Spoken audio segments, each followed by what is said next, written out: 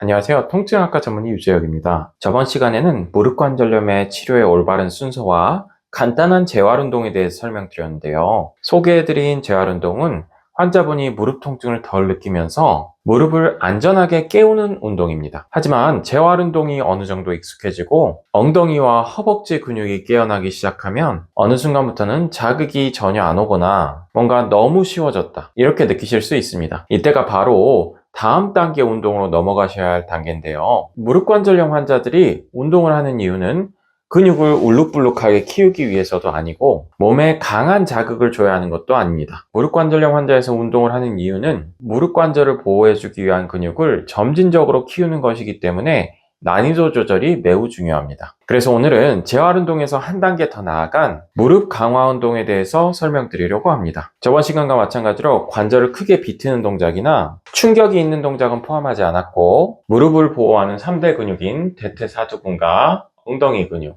허벅지 벌림근을 강화시켜주는 운동입니다.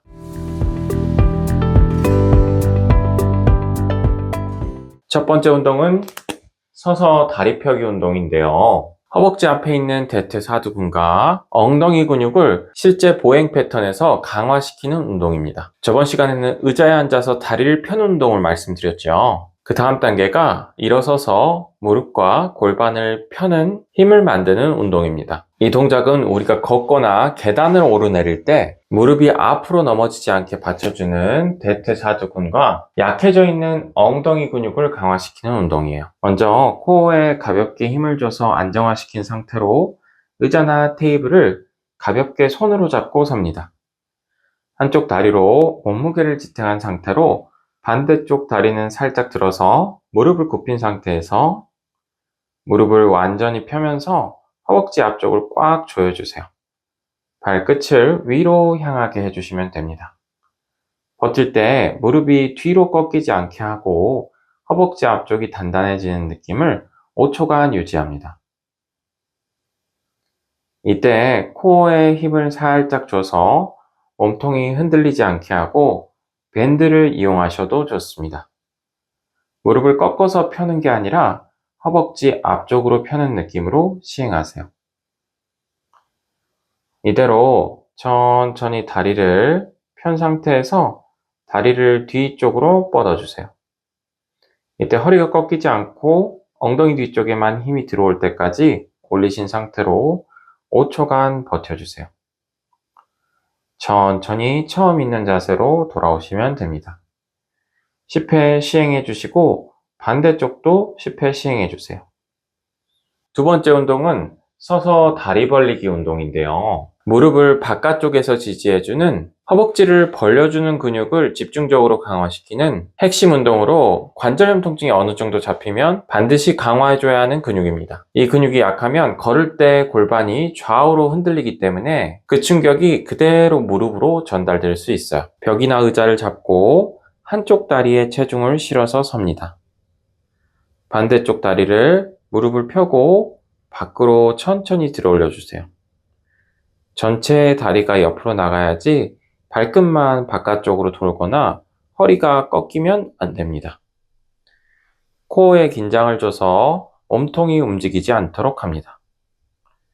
발끝은 정면을 본 상태로 옆으로 벌리시고 3초 유지하시고 발끝을 바깥쪽 방향으로 향하고 3초를 유지하시고 다시 천천히 돌아옵니다.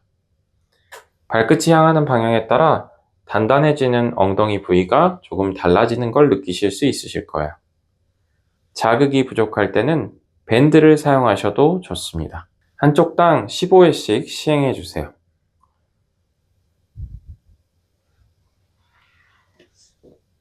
다음은 엉덩이 근육과 코어 근육을 강화시키는 브릿지 운동인데요. 브릿지를 꾸준히 시행하면 일어설 때나 계단 오르기 같은 동작에서 무릎 부담을 크게 줄여주고 골반의 안정성이 강화되어서 걷는 패턴 자체가 좋아집니다. 바닥에 누워 무릎을 세우고 발은 골반 너비로 둡니다.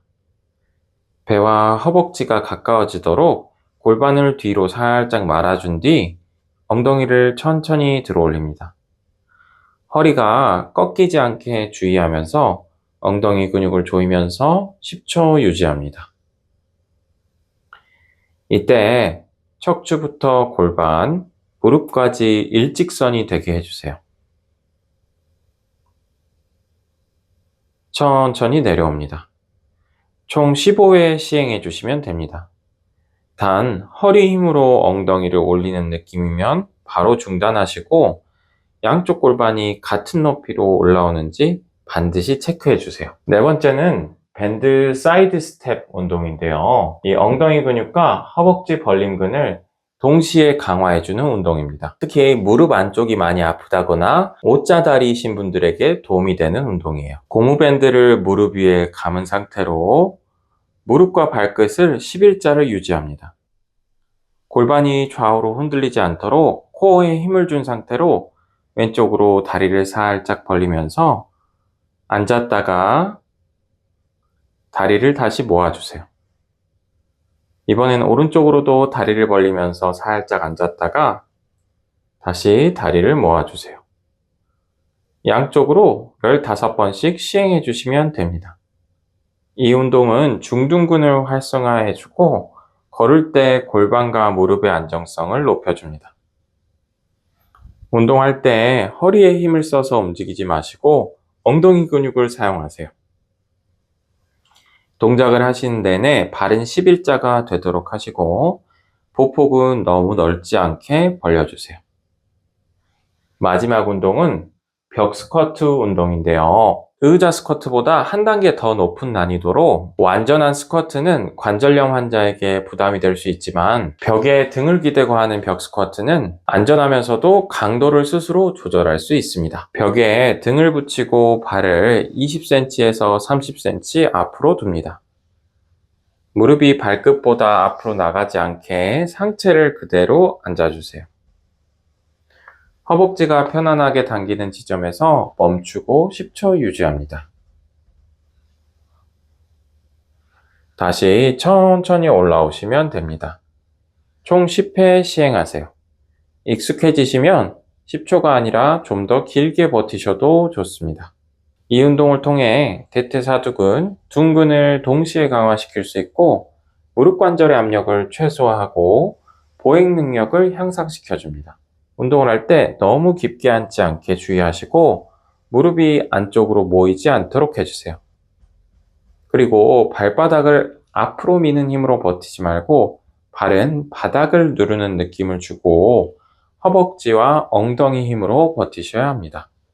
여기까지 퇴행성 관절염의 운동에 대해서 알아봤는데요. 이렇게 약도 챙겨 드시고 주사도 맞고 운동까지 한다고 해도 평소에 무릎을 망가뜨리는 습관이 그대로 남아있으면 관절염이 악화될 수밖에 없습니다. 그래서 무릎 관절염 환자분들이 꼭 지켜주셔야 할 생활 원칙들이 있는데요. 처음에는 첫 번째는 오래 걷지 않고 자주 걷기입니다. 많은 분들이 이 걷기가 좋다는 말을 들으시고 한 번에 무리해서 많이 걸으시는 경우들이 있는데요. 무릎 관절염 환자분들의 무릎은 한 번에 오래 많이 쓰는 것에 아주 약합니다. 반대로 조금씩 자주 쓰면 무릎에 크게 무리가 되지 않아요. 보행에 관한 연구들을 보면 한 번에 3, 40분 이상 연속적으로 걷게 되면 관절면에 걸리는 압력이 계속 누적되다가 어느 시점부터 연골의 피로도가 올라가면서 연골에 부담이 되게 됩니다. 그런데 하루 10분, 20분 거리를 하루 3, 4번 정도 해주시면 관절 안에 있는 윤활액이 적당히 순환되면서 오히려 통증을 줄이고 뻣뻣함을 줄여주는 효과가 있습니다. 한 번에 많이 걸어서 운동량을 채우려고 하지 마시고 보폭은 너무 넓지 않게 평지를 무리가 가지 않는 선에서 하루 3번으로 나눠서 걸으시는 것을 추천드려요. 두 번째 지켜주셔야 할 원칙은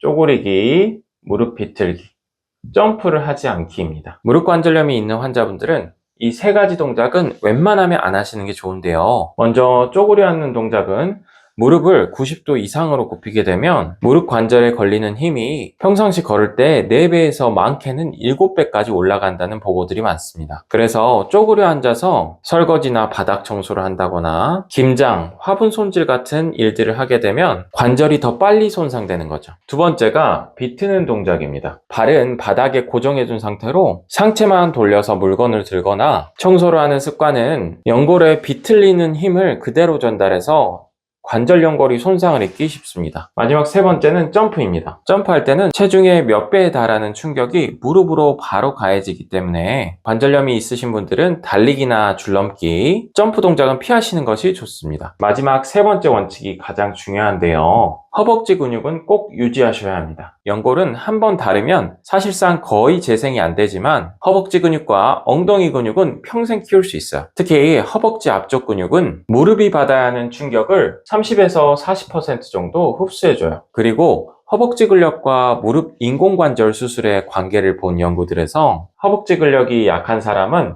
수술로 가는 비율이 높아진다고 말하고 있어요. 반대로 허벅지 근육이 유지되시는 분들은 통증이 적고 수술까지 가는 비율이 적다는 연구들이 많습니다. 오늘은 퇴행성 관절염의 운동과 생활 원칙들에 대해서 말씀드렸는데요. 퇴행성 관절염은 나이 들수록 더 진행되는 노화의 과정이긴 하지만 꼭 수술로 해결해야 되는 것은 아니에요. 퇴행성 관절염은 단순한 연골 문제가 아니라 무릎 주변에 있는 관절, 근육, 인대, 힘줄, 연골과 관절막, 그 전체 구조물의 문제로 약이나 주사, 운동이나 수술, 어떤 치료법 하나에만 매달리면 치료가 제대로 이루어질 수 없습니다. 오늘 제가 말씀드린 운동과 생활 원칙들을 지켜주시면 무릎 수술을 하시던 하시지 않던 지금보다 훨씬 편하게 많이 걸으실 수 있으실 겁니다. 오늘 내용 시청해 주셔서 감사합니다. 통증의학과 전문의 유재혁이었습니다.